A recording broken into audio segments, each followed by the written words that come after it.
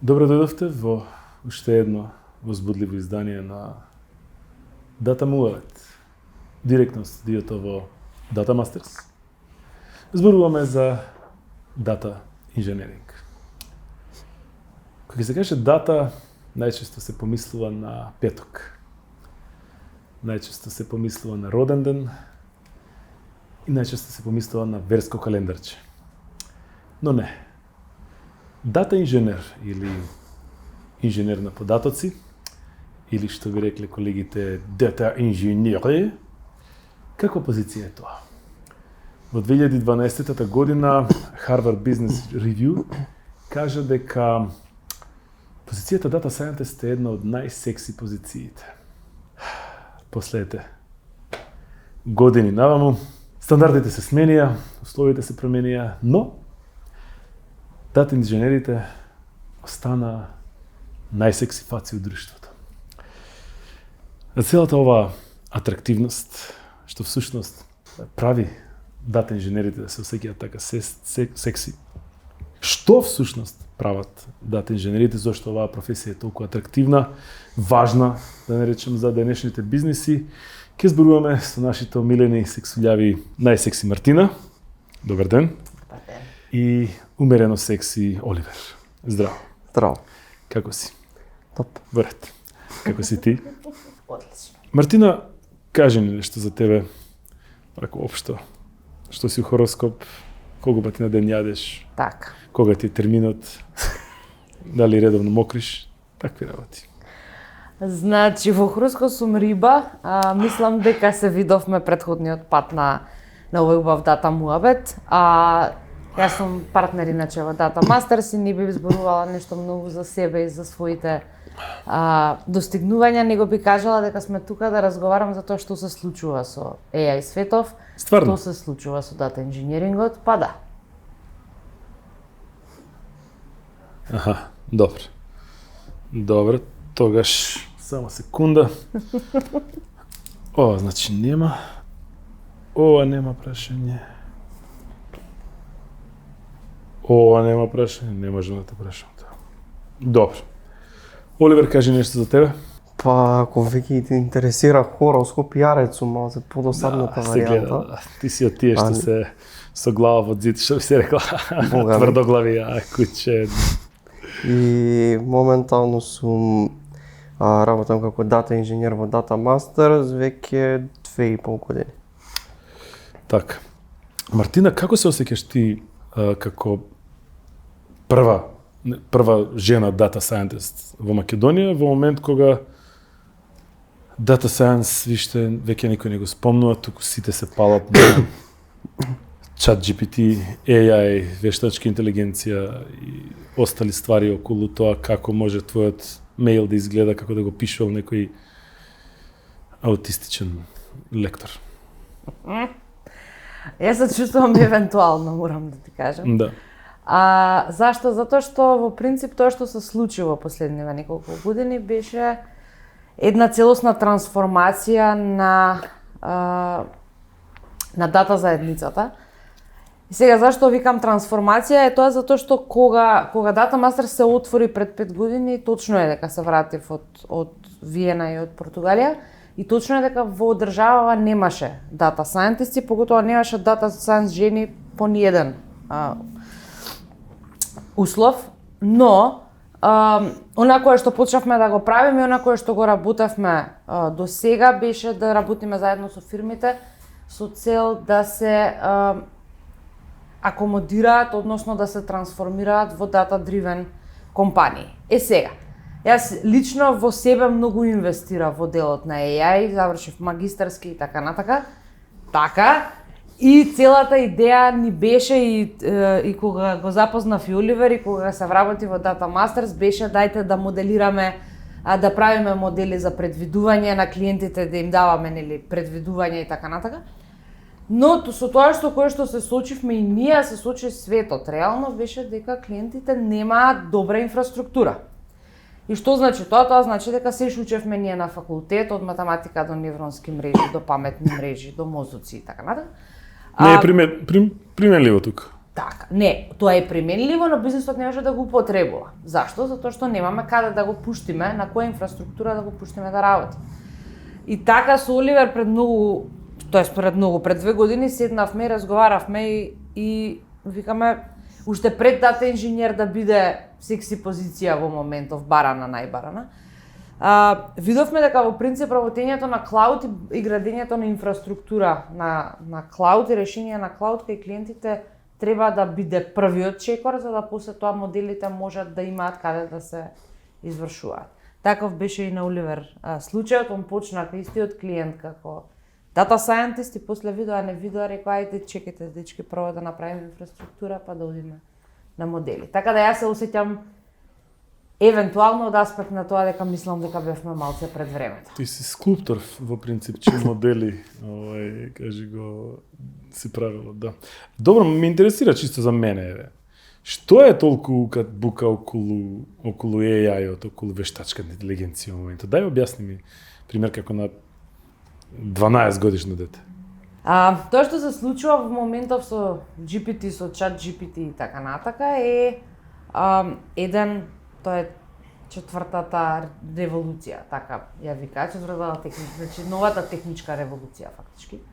Зашто? Затоа што конечно нормалните јузери добија пристап до тоа да видат што се AI-от може да им донесе, да им направи. Чекај. Ај пробај сега како на 4 годишно дете да ми објасниш. Ај уште еднаш прашањето, за да можам да го... Значи, објасни ми што е AI-от сега толку јак, ама не како 12, како да 4 еве да речем. Значи, во моментов тоа што се случува е многу просто. AI-от беше многу комплициран и сега е многу достапен. Така, значи ChatGPT пишува, може да напише поема како Гораст. Или така, да. Или може да напише не знам, порака песна како што би испеала Бионсе. Да. И како тоа се случи, тоа не се случи преку ноќ, тоа се години на истражување позади, само од исклучиво од големи корпорации, каде што се инвестирани многу пари, но во моментов тоа што е добро е тоа што AI-от се приближува кон бизнис јузерите. Бизнис јузерите гледаат каков све потенцијал може тоа да донесе во нивниот свет, реално за и донесување на одлуки и за промена на одредени таскови кои што ги прават. И затоа е многу добра моменталната ситуација со GPT. Со други зборови, AI-от постоеше со години назад, но одеднаш доби user interface. Да. Кај што може да И се visibility. Да, кај што може да се кликне и Така. да се пише нешто. А претходно беше нели повеќе код, бекенд, пушти врати и одеднаш стана дека можеш да имаш прозорче. Оливер, дата инженер. Тоа ако не се лажам се учи на Градежан. Кажи ми, што точно работат дата инженерите? Знаеме обично нели тоа цртањето во овие студија што се за архитектонски и така натаму, но што има врска тоа со сега со дата инженерите? Дали според одредена дата, пример на секој втори во месецот цртаат или нешто друго значи? Па генерално и тоа кажување на пример на секој втори дека цртаат, да. На пример, значи идејата на дата инженерот е успешно да пренесе информации неструктурирано било како формат до дата scientist и тие што се како дата аналист со цел поубаво да извадат некои одлуки од нив. Значи тој пат они го олеснуваат за потоа да им ја полесна работата на тие што се дата аналист и дата scientist. Сега дата инженерот генерално гледа целата таа архитектура што се вика за тоа како, од каде, зашто и кога треба да бидат доставени тие податоци. Целиот тој тек треба да го има убаво осмислен, бидејќи ако има дури малце грешка таму или каснење на податоци, тоа може бизнисот утре многу да го чини. И затоа мислам дата инженерите се како на некој начин основата, бидејќи они ја доведуваат датата во некој формат, да можат сите на крај да ја искористат. Тоа би го превеле дека доколку градиш куќа и темелот го направиш за 2 спрата, а испадне дека куќата треба да биде после некој време за 4 спрата, си се зезнавлу. Бајаки. Да, и после ќе треба да ставаш столбови, а сега железото е качено. Исто и мајстори нема многу отидоа за Италија. Исто и мајстори и од ЈСП сега исто чув дека многу отишле за Германија да возат. И дека наводно контролорите ќе биле возачи. Не ми е јасно сега дали ќе застануваат па ќе проверуваат карти или додека оди автобусот ќе на семафор. Ќе во следната епизода тоа ќе го расчистиме. Спомна дата scientist, па дата аналист. Што се, кој е Тишлер, кој Меша Малтер, кој е плочкар од овие? Дај објасни ми која е релацијата, кој што прави? Најќе почнам први на дата аналист, значи дата аналист највеќе ќе се задржам на Слободно се задржиш. На презентацијските вештини, значи доменското знаење што треба да го има секој од нив и техничкото знаење колку што можно подлабоко. За дата аналист треба да, значи он треба доста добро да го познава бизнисот позадина, значи самиот домен. Техничкото знаење, да, секако е битно, но не се навлага у толку детали кој на пример кај дата инженерот кај што треба да замислуваш цела архитектура и тие ствари. Идејата на дата аналистот е да извади клучни заклучоци со податоците што ги има кај него. Значи дата аналист е теоретичар, поише отколку практичен човек што куца код. Не, тој куца код, но не гледа на оптимизација и на перформанси и на тие работи. Он повеќе гледа да и представи клучните заклучоци што ги извоил од податоците и истите добро да ги презентира.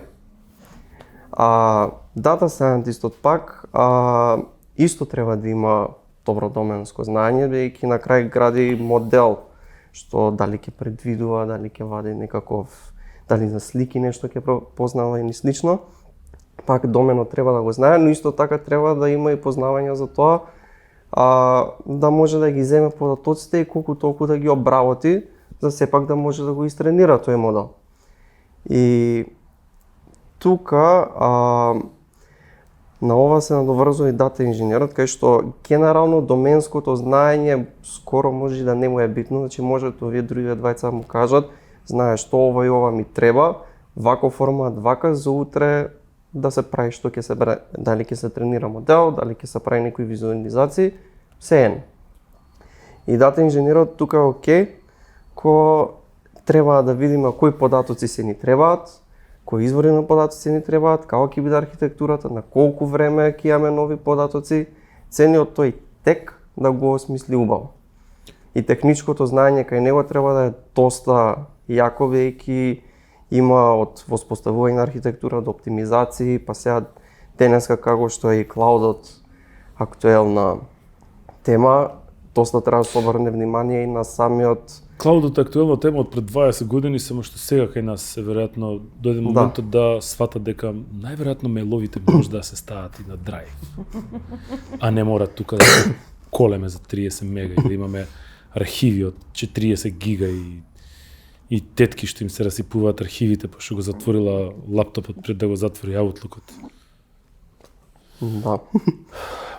Вака делуваш прилично речи, да ти кажам право и образован. Кај научи си за овие работи? Баш ме интересира. Па, речи образован сега ќе кажа финки, али финки не иде баш со речи. Мислам образован да, ама речи не иде баш повеќе речи. Со врски ли беше запишан таму или не? Не. А со врски ли заврши? Не. Колку испити имаш положено со врски? 0. А колку испити имаш препишувано? 0. Читинг на колку колоквиум имаш? 2. Ке ти кажев една рима, ама да ти го клам. Да.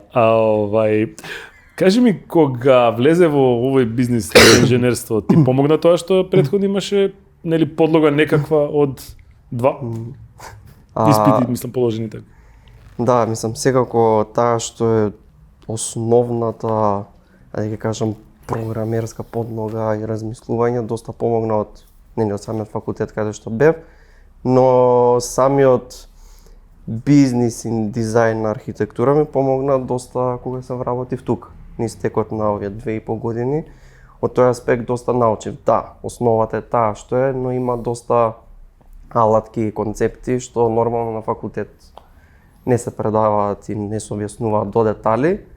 Затоа на работа си има поише простор за тоа. Пред неколку години почна сите да стануваат вегани, па едно време почна сите да стануваат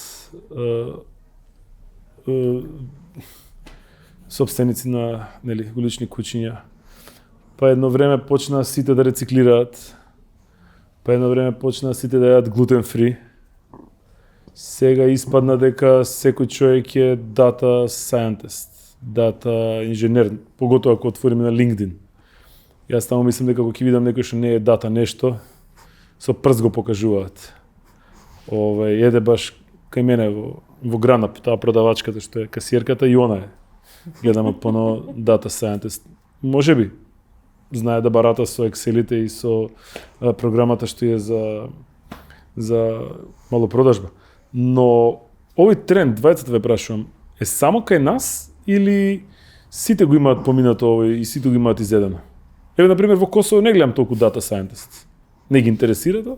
Не, во принцип трендот е сегде исти. Ние каскаме и така, како што кажа и ти, поготово со присуството на клауд технологиите во македонските бизниси, сме години наназад. Но во Македонија има има компании кои што се странски инвестиции, кои што работат на странски пазар и пратејќи ги странските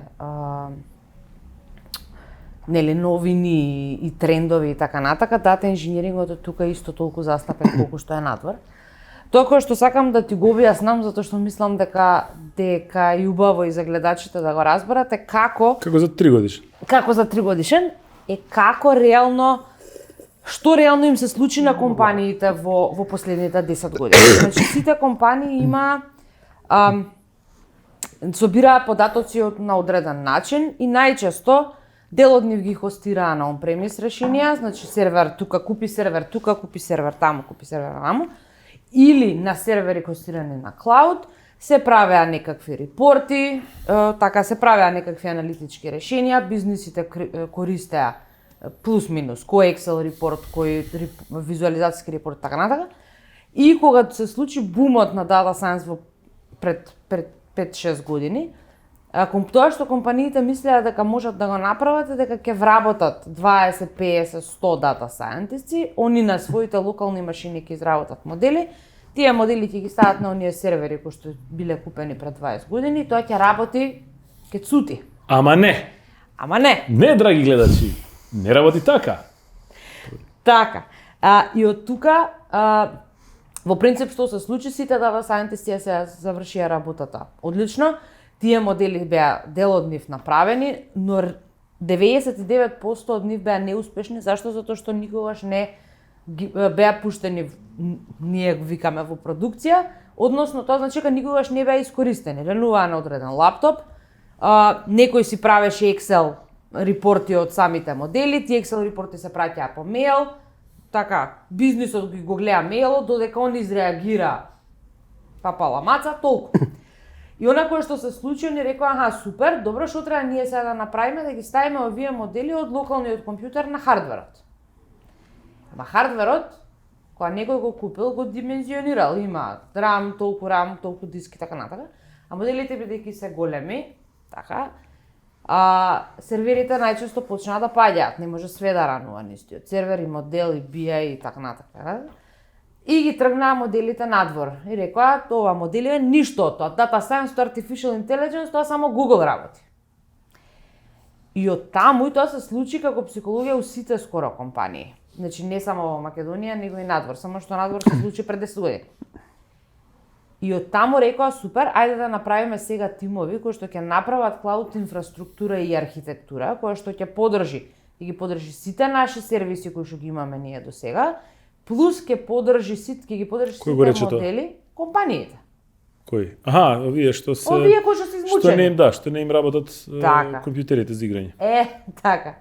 Значи, они рекоа, ајде да видиме и да смениме од on-premise да одиме на клауд да направиме нова инфраструктура и оние дата сајентисти кои што веќе ги имаме да работат место на нивните локални машини да работат на клауд инфраструктурата која што ќе ја направиме. Супер. Кој ќе ја прави таа инфраструктура? Ние. Треба да се тие кои што ги праја бија и на времето он премес. Кај се тие? Кај се тие? На LinkedIn. На LinkedIn. Како се викаат тие? Business Intelligence Developer. Супер. Како се викаат Business Intelligence Developer на Cloud? Се викаат Data Engineer. Како звана 3-годишно дете? Ова беше одлично. Одлично објаснување, неверојатно. Оливер, кажи ми, на кои проекти сте работели вие двајцата како дата инженери? Заеднички проекти, значи почнавме на почетокот, мислам, тој се уште јас го терам.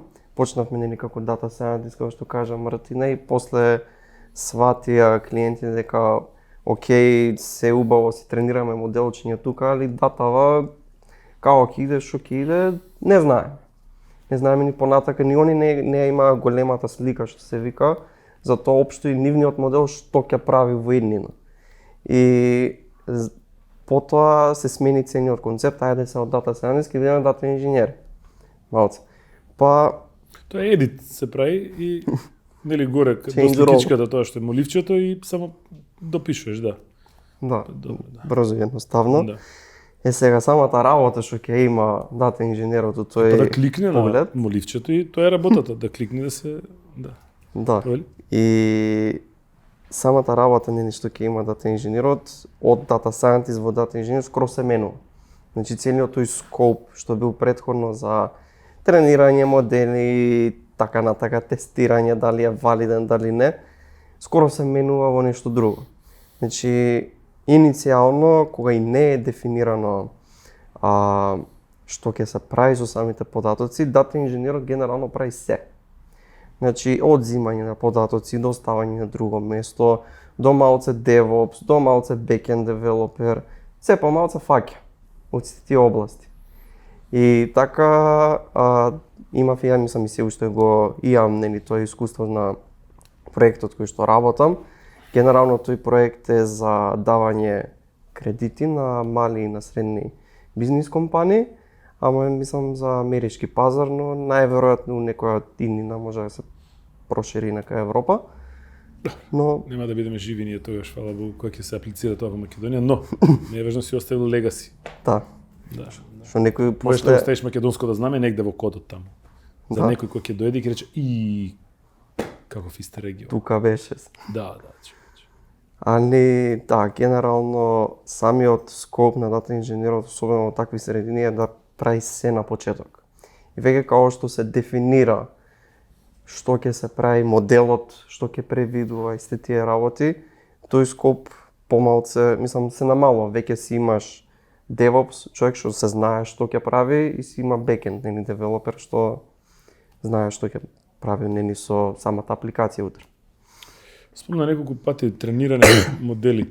Сите модели кои што јас ги имам запознаено, тоа се веќе полнолетни луѓе, обично и евентуално на 16 години, кои што нели знаат по агенциите, модни писти, такви работи. Си има, значи, во зависност нели од доменот се собираат соодветни податоци. За моделите, као За висина, моделите. големина, такви работи. Да.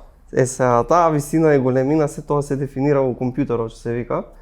Али самите податоци што ќе ги земеме многу зависат нели од целта на крај што треба да се предвиди. Пошто вообичаено околу 90% од тие модели прават некакво предвидување. И тие податоци на крај, мислам, се зимаат, чистат, нели, што знае да има некои грешки во нив, и потоа се даваат на моделите, моделите се тренираат со тие податоци и на крај се вади некаков модел кај што се надеваме дека ќе врши некоја корисна функција. Мартина, ме интересира во Македонија каков е трендот по ова прашање? Мислам, ме интересира. Знам каков е, мај да прашам да го одговориме. Компаниите се трудат to catch up. Тоа И трудни ние станат. викаме. Така. Значи големите корпорации како банки, телекоми и така натака, поради своите регулативи не ни можат да одат на клауд провайдерите кои што ни се на нас веќе сите познати, Google, Amazon, AWS, мислам Microsoft и така натаму. Microsoft. Но за разлика, но тоа не ги спречува да направат свој клауд интерен, нели? Клауд сервиси во кои што јас искрено се надевам дека доколку не инвестирале до сега, дека ќе почнат да инвестираат во една таква глобална инфраструктура која што ќе поддржува аналитика, не само дескриптивна, него и предиктивна. Сега, тоа е во овие големи компании. Сите оние кои што се помали компании имаат одредени информации кои што ги чуваат на клауд. Ние на крај на денот сите живееме на клауд. Значи Google Photos е на клауд, Google Drive е на клауд и така натака. Но од аспект на компанија многу се ретки тие компании се уште кои што имаат направена целосна миграција. Но ние работиме со сите клиенти со кои што ги имаме и целта на Data Masters е да може да направи целосен awareness за тоа зашто е важно да не се чуваат податоци на веќе постоечки инфраструктури, хардвери и така натака, него да се направи еден level up и да се влезе во новите технологии, новите трендови и така натака, колку и они да изгледаат многу страшно.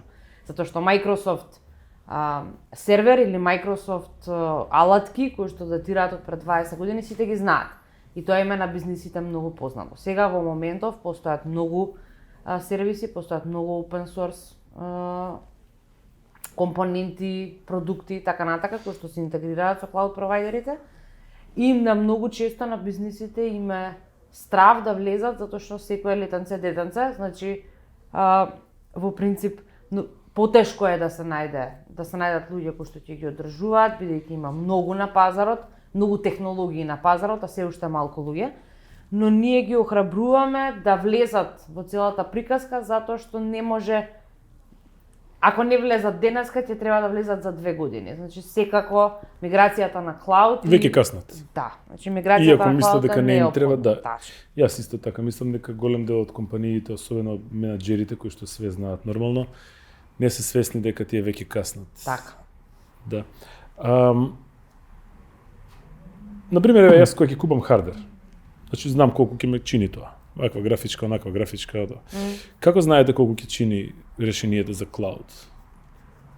Најчесто се прави естимација. Например, јас и Оливер кога одиме кај клиенти, прво имаме најчесто состанок за тоа да видиме колкава е моменталната инфраструктура на која што клиентот работи, што од клаудот им треба, со кој клауд провайдер сакаат да одат и доколку не знаат со кој, тогаш правиме компарација помеѓу цените и перформансите на клауд провайдерите и што е нивната стратегија во наредните 5 години. Значи што е тоа што сакаат да постигнат.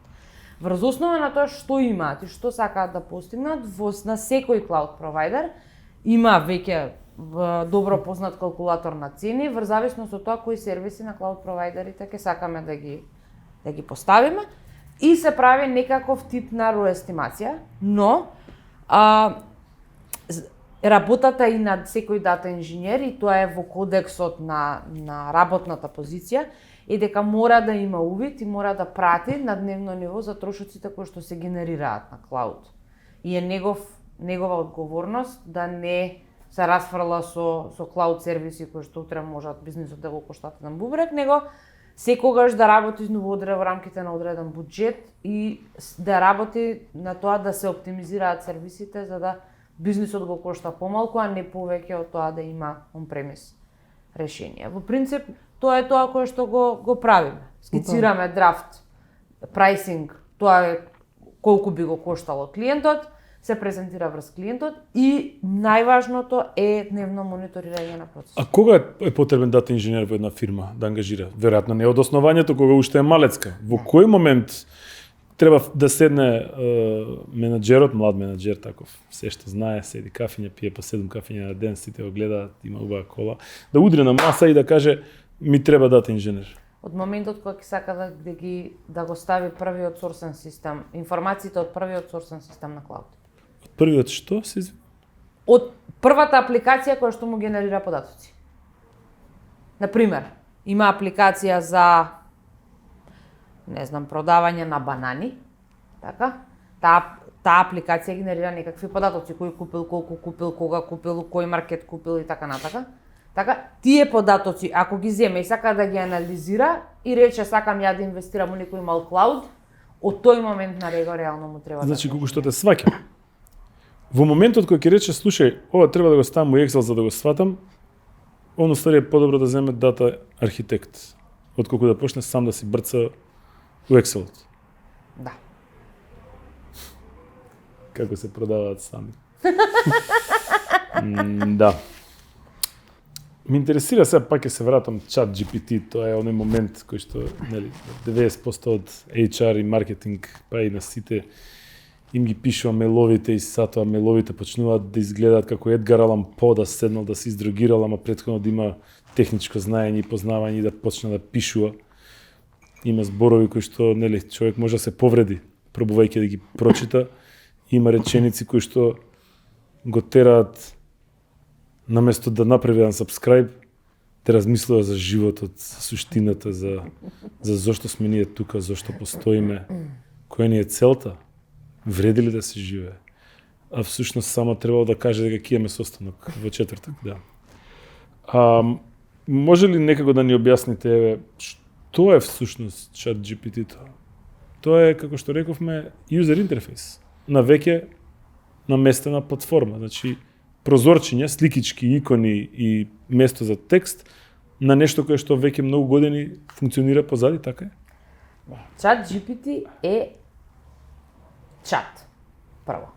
Значи, чат кој што генерира GPT. output, односно одговор на поставено прашање од юзер, а одговорот на поставеното прашање се генерира од large language модел кој што се нарекува GPT.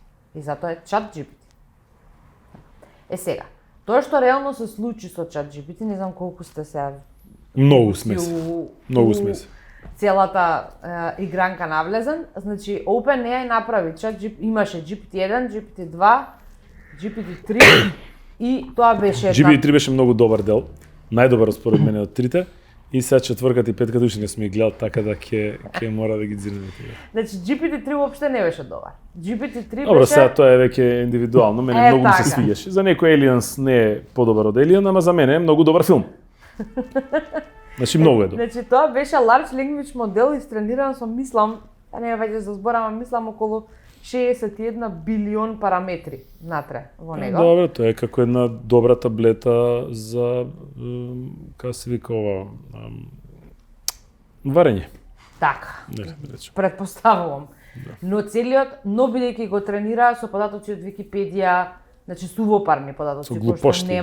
кои што реално нема релации помеѓу себе, моделот беше многу голем, беше паметен, ама не беше интелигентен, како што е у моментов овој.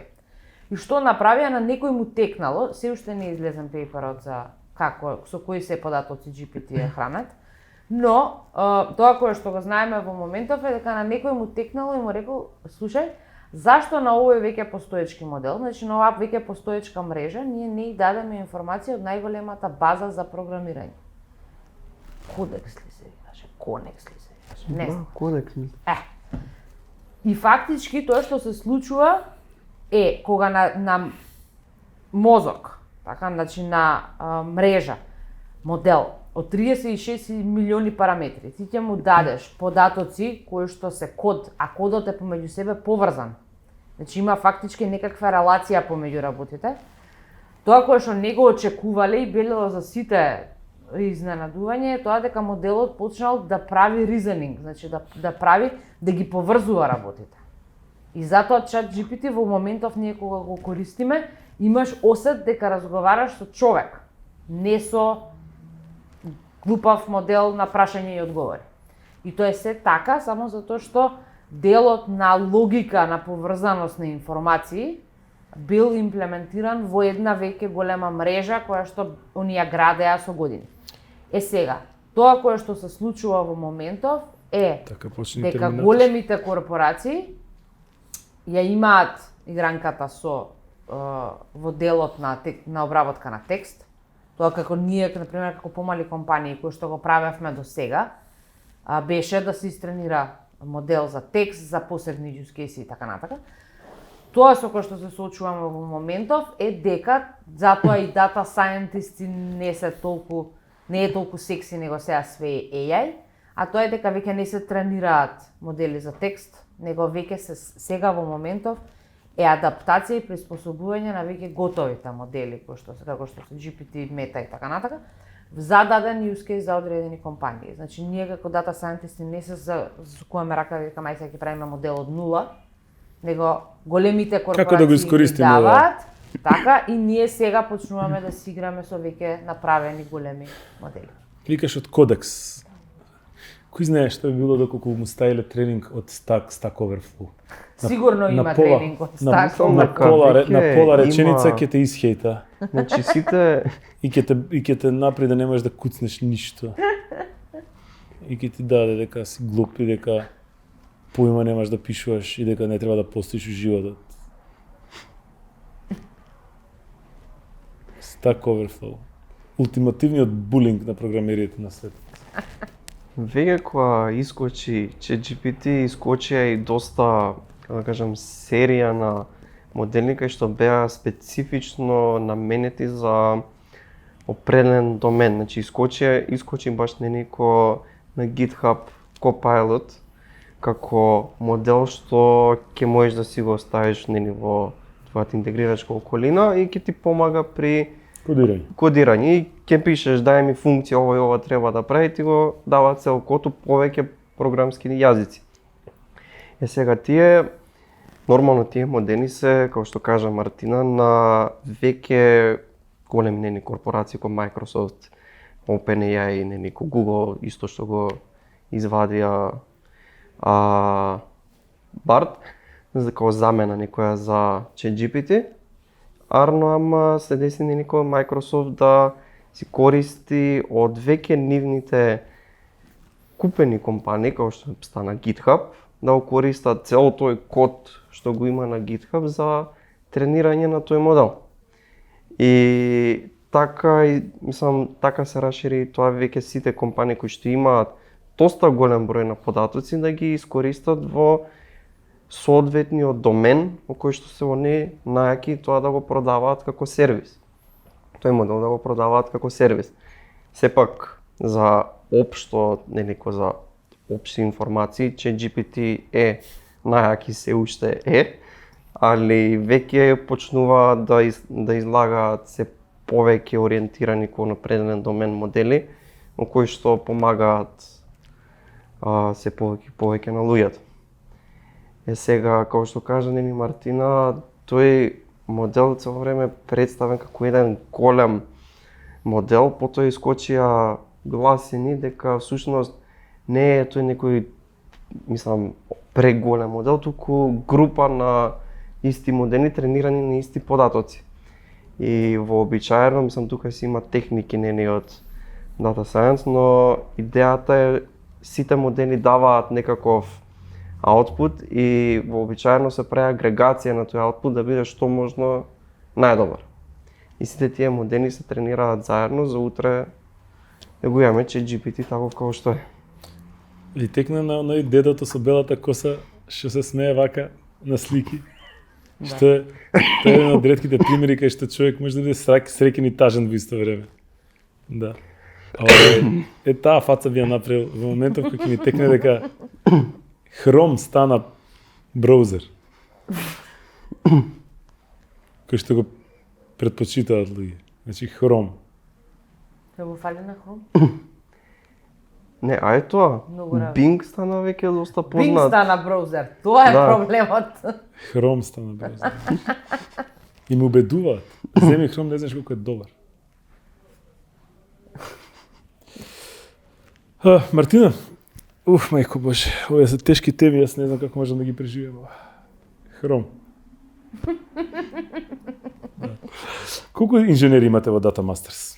Дата инженери? Да, дата инженери. Мислам и знам дека имате академија која што инвестира во правење на практично на дата инженери и креирање, затоа што кога немаш доволно луѓе, најдобро да си ги креираш сам. Колку има во Data Masters и како по кој пат се дојдени тие? Така, значи има два типа на дата инженери во Data Masters. Едниот тип се колеги кои што има IT background, значи кои што дојдоа како Оливер од Финки, и кои што Со има два. Колоквиуми. со два колоквиуми, така. И кои што има предзнаење за технички, значи техничко предзнаење, врз кое што ние градевме, значи имаме ние интерна дата инженеринг обука која што се спроведува, се надеваме дека наскоро ќе ја пуштиме да биде отворена и за јавноста, каде што реално ги едуцираме луѓето кои што имаат техничко знаење, дел од Финки, дел од оние кои што претходно работеа on-premise BA, што е дата, значи што е дата инженеринг, кога дата инженерот би работел on-premise, како што кажав, би се нарекувал Business Intelligence Developer, така да и на оние колеги кои што работеа BA, и на оние колеги кои што дојдоа нови со големо техничко знаење, ние им даваме, значи програмата им дава ноу-хау за клауд технологиите, клауд сервисите, значи Python и PySpark, јазиците кои што се користат при градење на такви инфраструктурни решенија и видовме многу големи и многу брзи резултати. Зашто? Затоа што оние колеги кои што доаѓаа од Финки и од Фейт, факултет кој што има добар технички бекграунд, им беше многу лесно да се адаптираат на новите технологии, поготово затоа што се млади, затоа што се сакаат да прочитаат секој ден нешто ново. А оние кои што работеа BA, кои што работеа SQL, беше предизвик и со нив исто работевме на дефинирање на нови клауд технологии и работевме најчесто на AWS, значи прво работиме на AWS, на Amazon како клауд платформа, па таму се натака плюс минус сите се исти.